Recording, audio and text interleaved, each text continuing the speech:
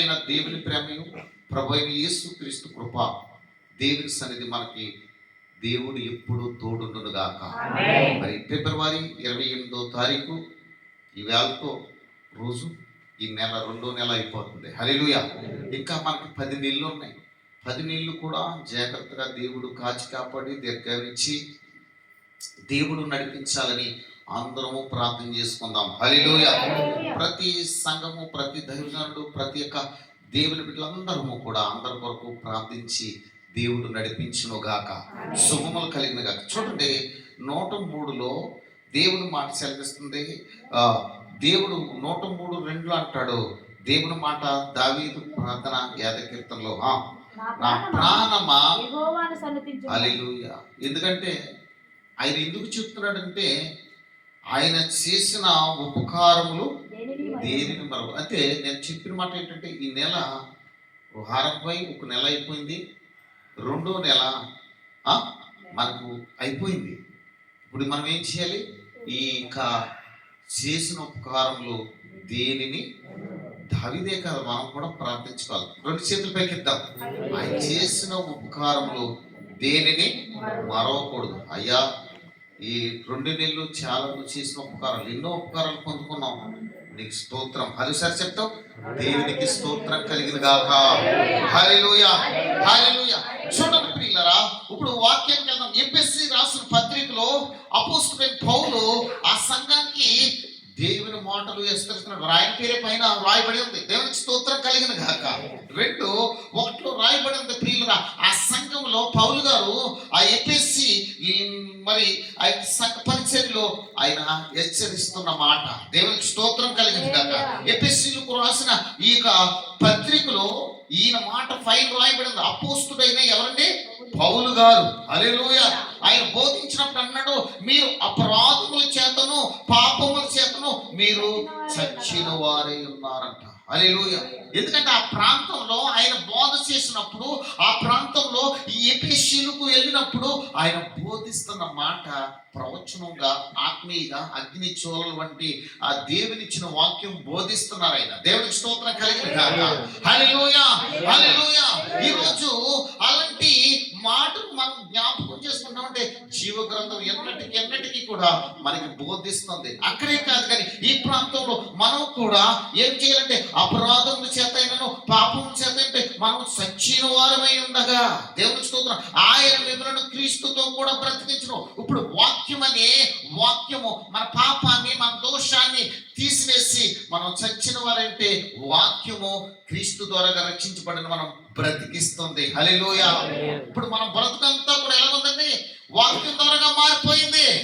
ప్రతిదీ విడిచిపెట్టాం. ఏం చేస్తామంటే ప్రియులరా, ప్రతిదీ విడిచిపెట్టేసాం. ఎందుకంటే ఎలా తెలిసింది మనకంటే ప్రభువుని వెంబడించాం విశ్వాసంతో. వాక్యం చదువుకుంటున్నాం. వాక్యం చదువుకున్న వరకు మనం ఎవరో కూడా గొడవకు కానీ తప్పుకు కానీ వెళ్ళకుండా భద్రతగా మన శరీరాన్ని కాసుకుంటాం. దావీదేమన్నాడు? నా ప్రాణమా. దావీదేమంటాడండి? నా ప్రాణమా. దేవునికి స్తోత్రం. మాటలో చూడండి ప్రియులరా, ఎంత చక్కగా రాయబడింది దేవుని మాట. అప్పుడు ఆనందమేనా? ఏమన్నాడు? నువ్వు ఆయన చేసిన ఉపకారములు ఏంటట? మనం ఏం చేయాలి? 2 నెలలు గడిచిపోయింది. ఈ 2 నెలలు ఎన్నో అద్భుతాలు చూస్తాం.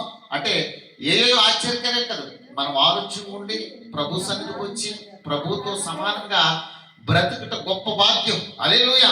అందుకే ఈ 2 నెలలు కూడా దేవుడు చేసిన ఉపకారము దేనిని మనము మర్చిపోవద్దు. హల్లెలూయా. తప్పట కొడదామా? ఎందుకంటే దేవుని తండ్రి సన్నిధి ఏమండి దేవుడి మాట రాయించబడింది. అయితే ఏమంటున్నాడంటే మీరు అపరాధము చేతను పౌలు గారు బోధిస్తున్నాడు ఎఫెసీయులలో ఆ సంఘ పరిచర్యలో ఆ యొక్క ప్రాంతంలో బోధిస్తున్నాడు. మీరు అపరాధముల చేత అంటే అపరాధాలు పాపముల చేత మీరు చచ్చిన వారే ఉన్నారని అక్కడ బోధిస్తున్నాడు ఆయన. హల్లెలూయా. ఈరోజు కూడా పాపము శాపంతో మనం చచ్చిపోయి ఉంటే వాక్యంతో బ్రతికిపోయాం. బ్రతికిచ్చాడు, మంచితనం వచ్చింది, పవిత్రంగా ఉన్నాం. దేవుని సన్నిధిలో దేవుడు వాక్యం ద్వారా ఏం చేస్తున్నాం? భయపడి దేవుడి యొక్క నామమున ఏం కావాలని మనం కోరుకుంటాం? తన రాజ్యంకి వెళ్ళాలని మనము చక్కగా నడుచుకుంటున్నాం. దాన్ని బట్టి తప్పలు కూడా దేవుని మీద పడదామా? ప్రియమైన సంగమా, దేవుని వాక్యం సెలవిస్తుంది. దేవుని వాక్యంలో ఉంది ఏంటంటే ఎవరితో బ్రతికిస్తున్నాడండి? అపరాధములు పాపం చేస్తే ఎవరితో బ్రతికిస్తున్నాడు? క్రీస్తుతో బ్రతికిస్తున్నాడు. హల్లెలూయా. ఇప్పుడు మనం బ్రతుకున్నామా చచ్చిపోయామా? బ్రతుకున్నాం ప్రియులరా. అందుకే దేవుడు మాట సెలవిస్తుంది ప్రియులరా. ఎందుకంటే దేవుడు మాట నిన్ను నన్ను ఏం చేస్తుందంట?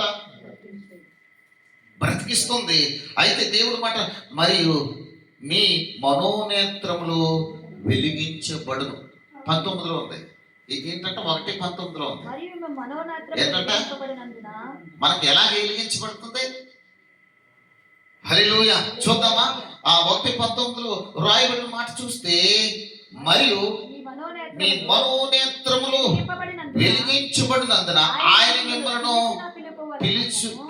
పిలుపు అంటది. ఆయన మిమ్మల్ని పిలిచిన నిరీక్షణ ఎట్టుతో పరిశుద్ధులలో మహిమైశ్వర్యం కూడా ఆయన క్రీస్తునందే ఉపయోగపరిచిన బలాతిశయమును బట్టి విశ్వాసించి ఆయన చూపుచున్న తన శక్తి యొక్క అపరిమితమైన మహాత్యమెట్టిదో కూడా మీరు తెలుసుకోవాలని మన ప్రభు యేసు యొక్క దేవుడును స్వరూపము తండ్రి. ఎలాంటి తండ్రి అంట? మహిమా స్వరూపము తండ్రి అని మనం ఏం చేయాలంట? తెలుసుకుందాము. హల్లెలూయా. దేవునికి స్తోత్రం. మనం జ్ఞానం చేయాలి, ప్రార్థన చేయాలి. దేవుడి మాట చూస్తున్నారా ఎలా ఉందండి? ఇప్పుడు మనం ఎలాంటి వారు ఉండి ఇప్పుడు వాక్యం ద్వారా వెలిగించబడుతున్నాం. మన మనోనేత్రం ఎక్కడి నుంచి వెలిగించబడుతుంది ప్రియులరా? వాక్యం ద్వారా కదండి. మనం ఇప్పుడు ఎలాగున్నాం? భద్రత కావాలని, జాగ్రత్తగా ఉండాలంటే